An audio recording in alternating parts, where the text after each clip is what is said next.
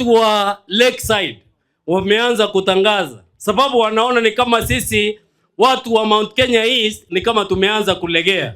Wale watu wa Azimio ama watu wa ODM wameanza kusema ya kwamba kile kiti ambacho wanataka ni kiti cha namba 2 katika serikali.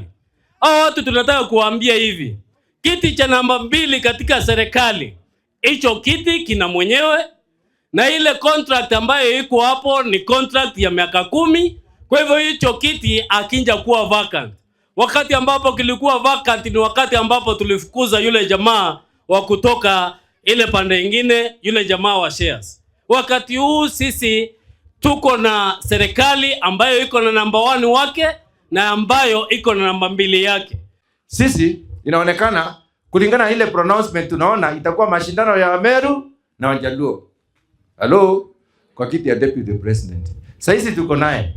Lakini hatutaki ifike wakati president atuambie ninyi wa Meru tulikuwa ninasikia one time huko, alafu Wajaluo wote walisema 2 term. Nyumba ya baba iko na viti mingi sana.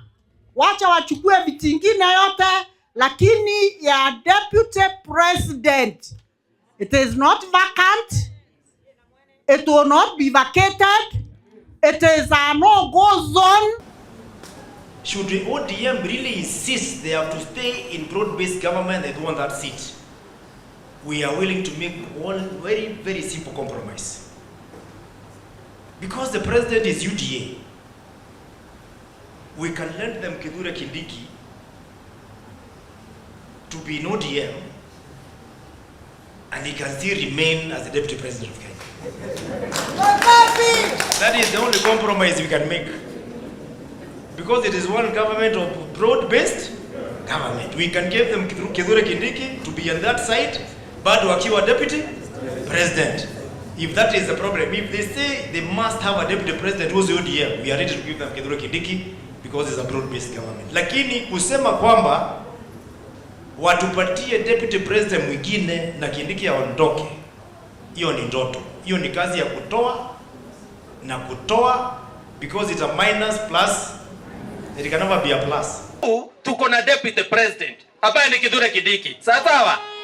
Na deputy president yamekalia kiti na watu ya ODM wameanza kumezea mate ile kiti.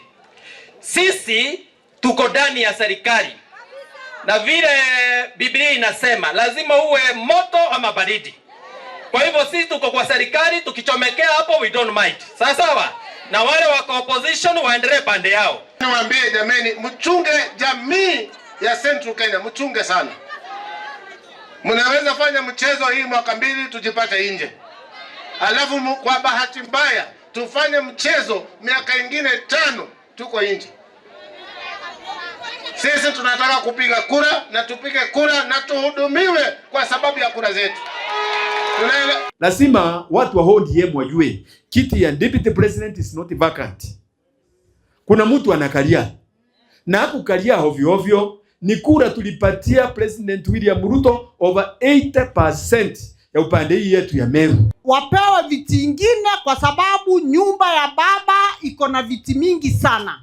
Wacha wachukue viti vingine yote, lakini ya deputy president, it is not vacant. It will not be vacated. It is a no-go zone.